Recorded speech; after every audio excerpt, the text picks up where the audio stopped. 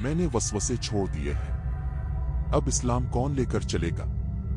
कोई नहीं।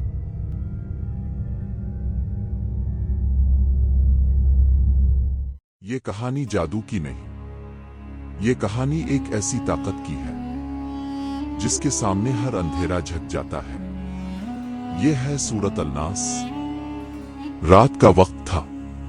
फिजा में एक अजीब सी खामोशी थी, जैसे कोई अनदेखी ताकत सरगोशियां कर रही हो। अंधेरा हर तरफ फैला हुआ था, मगर इसी अंधेरे के बीच एक नूर आहिस्ता आहिस्ता जाहिर होने लगा। ये मदीना मुनव्वरा का दौर था।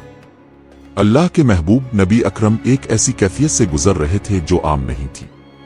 आप कमजोरी महसूस कर रहे थे। जिस्म बोझल था, दिल बेचैन था और जहन पर अजीब सा बोझ था। कभी यूं लगता कि कोई काम कर लिया है, हालांकि वो हुआ ही नहीं था। ये सिर्फ जिस्मानी बीमारी नहीं थी, ये एक गहरा हमला था।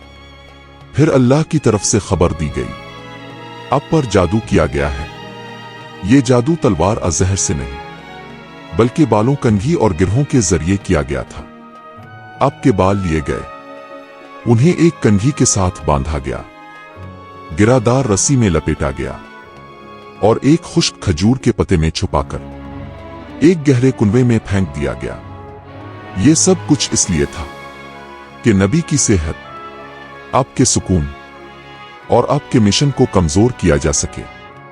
मगर अल्लाह का फैसला इससे कहीं बड़ा था।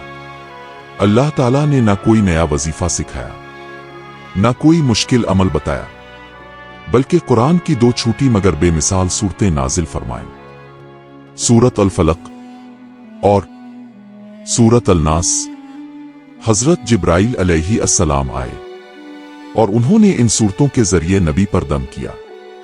जैसे जैसे आयात पढ़ी गईं, वैसे वैसे वो गिरहें खिलने लगीं, अंधेरा छटने लगा, असर कमजोर होता गया और आखिरकार नबी बिल्कुल सेहतयाब हो गए। यहां एक बहुत बड़ा राज पोशीदा है। सूरत अल-नास में अल्लाह ने जादू का नाम नहीं लिया, बल्कि असल दुश्मन की निशानदेही की। अल-वसवास अल-खन्नास, यानी वो जो दिल में वसवसा डालता है और फिर छप जाता है। यही असल जहर है। जादू हो या खौफ, दबाव हो या गुनाह, मायूसी हो या शक, सबकी जड़ वसवसा है।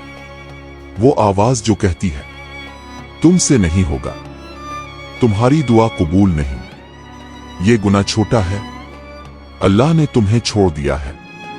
और जब इंसान अल्लाह को याद करता है तो यही वसवसा पीछे हट जाता है।